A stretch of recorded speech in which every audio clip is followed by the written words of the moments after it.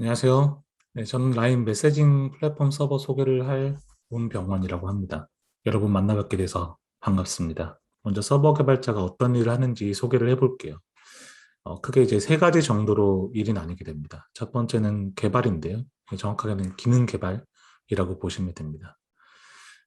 최근에 그 라인에서 메시지 리액션이라는 기능이 개발이 되었는데요. 그걸 예를 들어 설명해 보겠습니다.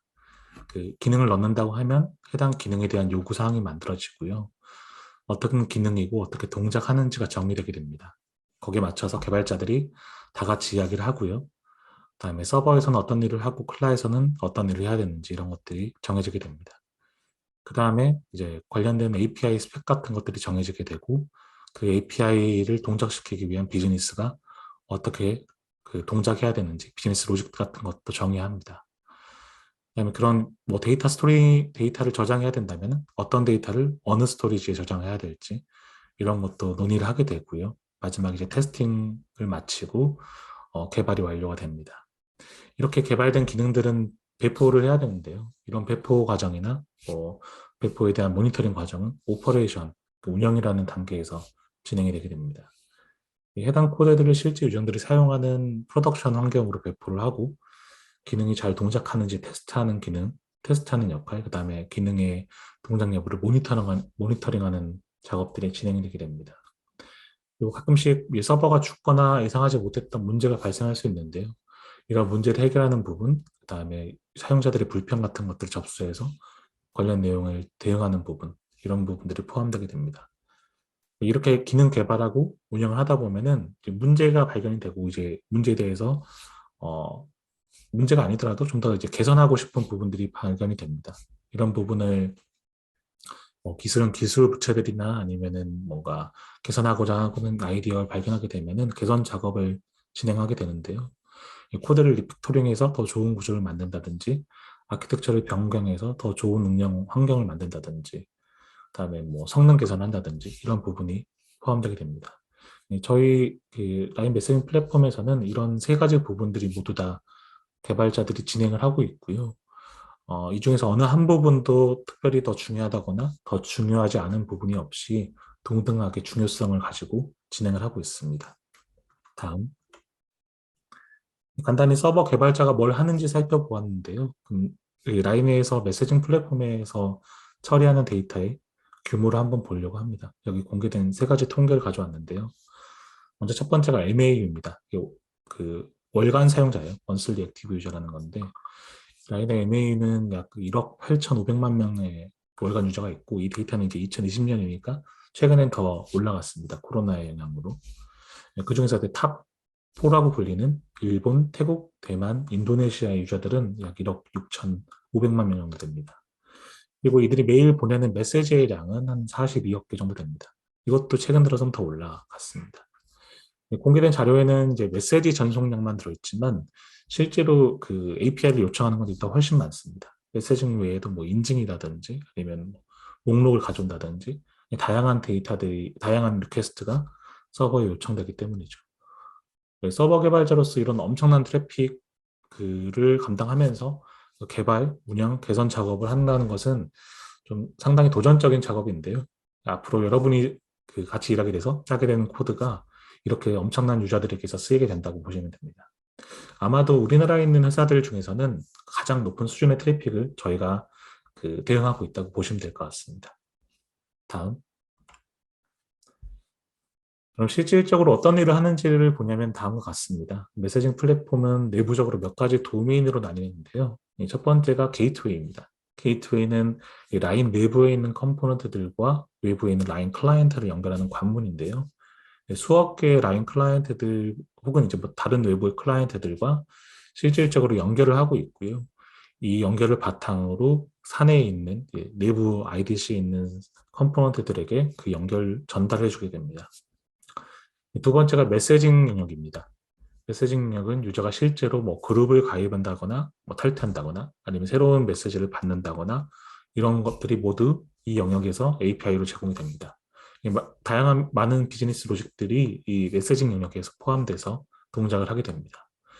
메시징 쪽은 대용량 트래픽 처리가 중요하기 때문에 그 스토리지 레이어들별로 다른 팀, 개별로 팀들을 만들어서 관리하고 있습니다. 저희가 뭐 레디스나 HBase나 카프카 같은 것들을 많이 사용하고 있는데요.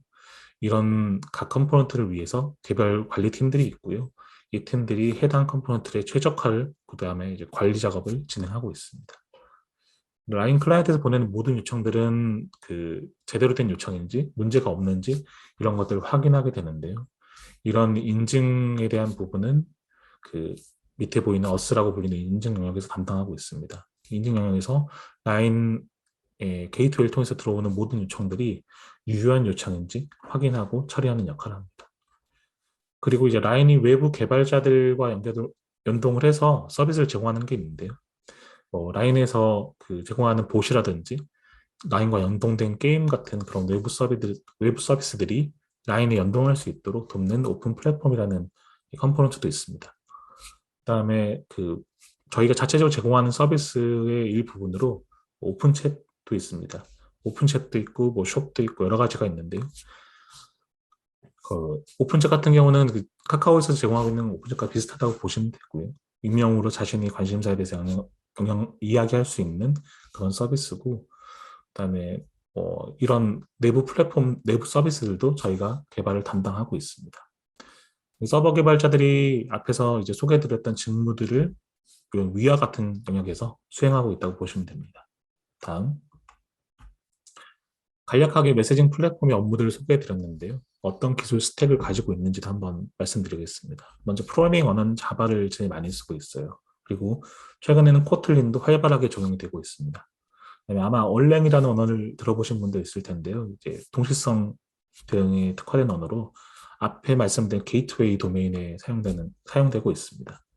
그러면 뭐 파이썬도 내부 머신러닝이나 내부 툴에서 많이 사용되고 있고요.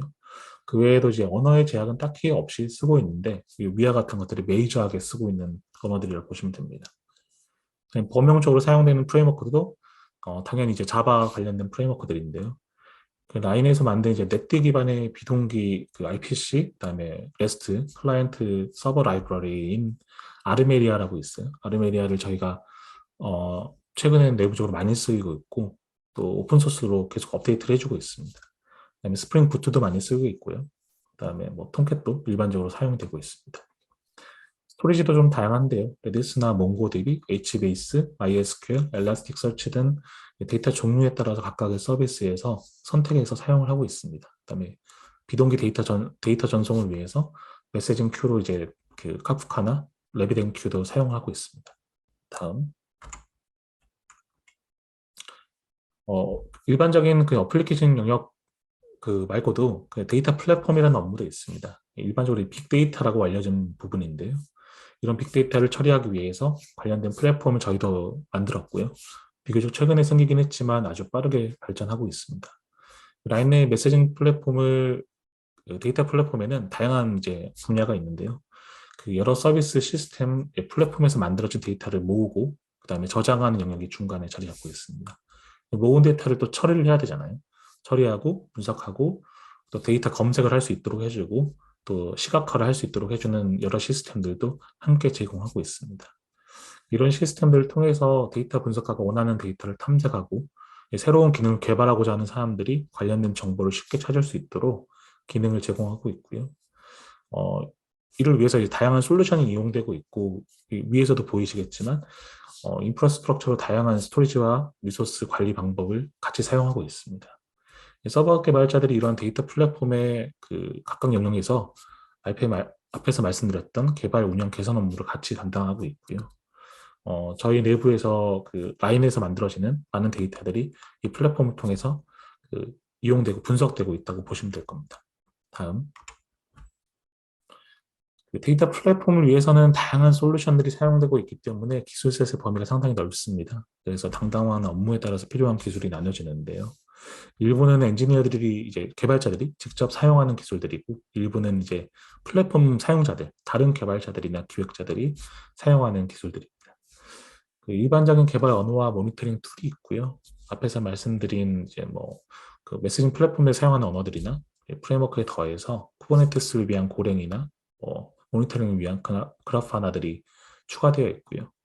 데이터 엔지니어링 쪽은 에코시스템이라고 그래서 전통적인 이제 빅데이터 솔루션 밑에 있는 카프카, 플랭크, 주피터들을 많이 사용을 하고 있고요. 그다음에 이제 머신러닝이나 딥러닝을 위한 툴들도 최근에 많이 지원되고 있습니다. 최근에는 이런 인프라들을 다들 이제 쿠버네티스 밑으로 옮기고 있고요. 이 관련된 쿠버네티스 관련된 기술도 많이 있습니다. 다음.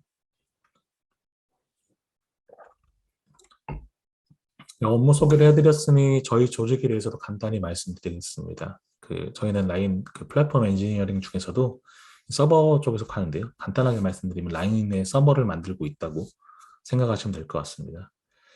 그 앞에 말씀드렸던 것처럼 이제 하나의 기능에 대해서 일할 때도 뭐 클라이언트 팀이나 그다음에 뭐 디자인 팀이나 각 비즈니스 팀이라고 이제 사업하는 팀들이 있고 뭐 게임이나 광고나 뭐 저희 패밀리 서비스들 다양한 팀들이 있는데요.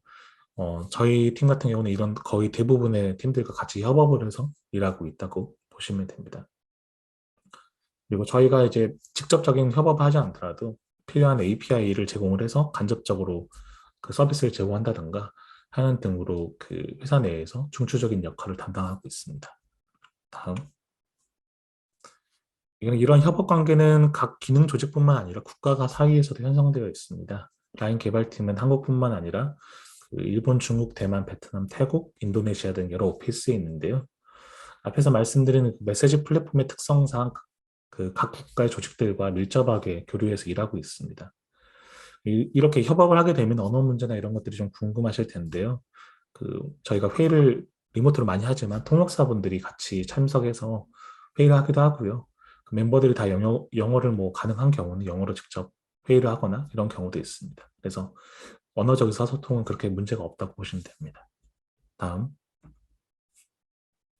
저희가 업무뿐만 아니라 다양한 다른 활동도 하고 있는데요. 대표적으로 오픈소스 활동입니다. 아마 깃허브에서 라인을 검색해 보시면 라인의 오픈소스들을 볼 수 있고요. 그 중에서 이제 아르메리아나 센트럴 도그마 같은 오픈소스들은 저희 내부에서도 굉장히 많이 사용되고 있고 외부에서도 굉장히 또 많이 사용되고 있는 오픈소스입니다. 그리고 저희가 아까 사용한다고 말씀드렸던 뭐 HBS나 카프카 같은 그런 오픈소스 라이브러리나 스토리지에 대해서 저희가 컨트리뷰션 하는 경우도 많이 있습니다. 왜냐하면 라인과 같은 대용량 트래픽 상황에서는 기존에 발견되지 않았던 버그나 성능 문제가 자주 발견되는데요. 그걸 저희가 직접 수정을 해서 반영을 다시 해서 패치에 넣고 있습니다. 그리고 이러한 결과물들을 컨퍼런스에 발표할 수 있는 기회도 많이 있습니다. 라인이 자체적으로 진행하는 개발 컨퍼런스도 있고요. 그다음에 외부 컨퍼런스에도 많이 참여하고 있습니다. 저희가 이제 개발자 여러분들께서 업무를 하면서도 이렇게 획득한 전문성을 외부에 공유하면서 본인의 이제 가치를 높일 수 있는 기회들이 많이 존재하고 있고요. 팀 내에서의 워크숍은 자주 하고 있고 그 외에도 국가별로도 워크숍을 많이 진행하고 있습니다. 평상시에는 다른 국가에 있는 멤버들과는 이제 온라인으로만 소통을 하고 있는데 요즘은 이제 우리나라에 있는 멤버들과도 온라인으로 소통하지만 하여튼 이렇게 글로벌 워크숍을 하게 되면은 어색하면서도 재미있는 활동을 많이 하게 됩니다. 그래서 작년부터는 근데 코로나 이슈로 진행을 못하고 있어서 좀 아쉬운 상황입니다. 다음. 시간상 되게 빠르게 여러 가지 소개해드린 것 같은데 좀 이제부터 라인에서의 제 경험과 그 다음에 면접상에서 이런 건 필요한 것들을 한번 말씀드리도록 하겠습니다. 네, 저도 이제 라인에서 8년째 일하고 있는데 간단하게나마 여러분들께 도움이 될 만한 경험담을 말씀드리겠습니다. 네, 대학을 졸업하고 사회생활을 하면서 어떻게 커리어를 쌓아가야 될지 고민하는 분이 많을 거라고 생각하는데요. 저도 서버 개발자로 지속적으로 어떻게 성장해야 할까? 이런 걸 많이 생각하고 고민을 했던 것 같습니다. 결국 이제 학습과 성장이라는 주제로 연결이 되는데요. 개인적으로 이제 라인이 이런 학습과 성장에 적합한 회사라고 생각을 합니다. 먼저 필요한 게 이제 자신의 전문성을 키울 수 있는 그런 인프라, 배경 같은 것들인데요. 아까 말씀드린 것처럼 라인에서는 뭐전 세계적으로는 잘 모르겠지만 우리나라에서는 가장 큰 트래픽을 처리하고 있는 조직이기 때문에 이 트래픽을 처리하면서 단연간의 저희가 획득한 노하우, 그다음에 저희가 획득한 기술들이 있습니다. 저희 팀에서 같이 일하게 되신다면 이런 트래픽을 처리하는 것과 동시에 그걸 어떻게 처리하면 좋을지 이런 노하우와 기술들을 같이 배울 수 있고요. 그리고 여러분들께서 새로 여기서 만들게 되는 코드들도 이러한 트래픽을 견디면서 작동을 해야 됩니다. 그러니까 자연스럽게 그 과정에서 많은 것들을 학습할 수 있고, 물론 그 과정에서 뭐 트러블이나 문제가 생길 테니까 그런 문제를 해결하면서 또 성장을 할 수가 있을 겁니다. 서버 개발자는 상당히 매력적인 그런 학습 공간이라고 볼 수 있고요. 그 다음 이제 다양성인데요. 개발자도 단순히 개발만 하는 게 아니라 업무를 하면서 다양한 관점으로 보고 생각하는 게 필요합니다. 라인에는 진짜 뛰어난 동료들이 많아요. 굉장히 뛰어난 동료들이 많아서 그들을 통해서 그 다양한 관점을 그 간접적으로 배울 수 있고요. 그다음에 생각을 해볼 수 있게 도와줍니다. 그리고 저희가 코드 리뷰 문화가 많이 활성화되어 있기 때문에 그 과정을 통해서 실질적으로 성장을 할 수가 있습니다. 하나의 기능을 개발하더라도 여러 국가에 출시하기 때문에 국가별, 문화별로 어떤 게 다른지 이런 것도 자연스럽게 익힐 수 있습니다. 더불어 이제 다양한 국가에 있는 멤버들과 일을 하면서 그 이제 국내에 있는 엔지니어들뿐만 아니라 해외에 있는 엔지니어들이 어떻게 사고하는지도 함께 배울 수 있습니다. 마지막으로 자율성인데요. 저희는 이제 기술이나 툴에 대해서 크게 강제하거나 이렇게 뭐 제약을 가지 않습니다. 그래서 만일 이게 중요하거나 해낼 수 있다는 의지가 충분히 보여진다면은 본인이 원하는 방향으로 그 기술이나 툴들을 운영해서 나갈 수가 있고요. 이런 것들도 상당히 자유롭게 선택이 가능합니다. 저도 개인적으로 라인에서 일하기 전에 데이터 분석과 플랫폼 개발을 했었는데요. 네, 여기서 이제 서버 개발하면서 그때의 지식이나 경험을 자유롭게 이용할 수 있었고요. 그로 인해서 좋은 결과를 얻을 수도 있었습니다.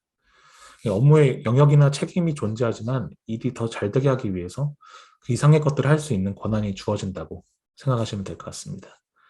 메시징 플랫폼에서는 이런 다양성, 전문성, 자율성을 통해서 여러분의 성장을 촉진하고 실제로 이룰 수 있다고 생각합니다.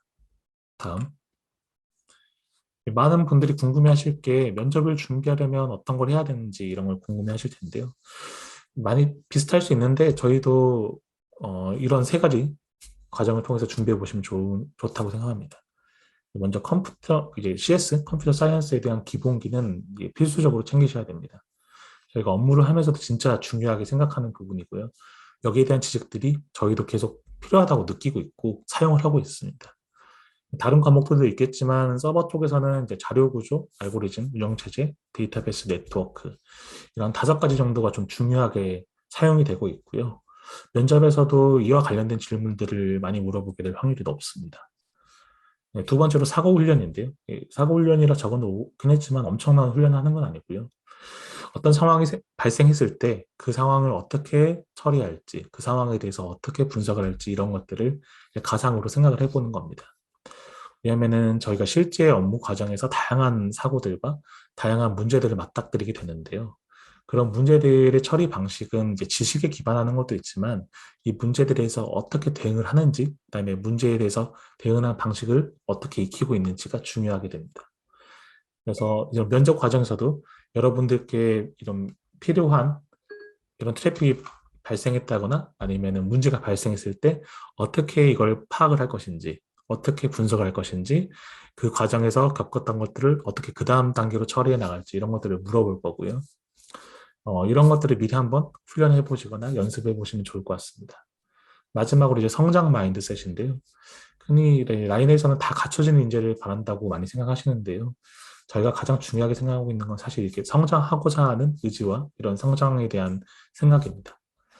무엇을 만드는 것에서 그치지 않고 개선이 필요한 부분을 찾아서 지속적으로 개선하는 노력, 그리고 어떤 일이 잘못되었을 때 단순하게 해결하는 것을 넘어서 근본적인 원인이 무엇인지 파악하여서 이제 그 근본적인 원인을 해결하려는 노력, 이런 것들이 저희가 보려고 하고 있는 성장에 대한 가치관입니다.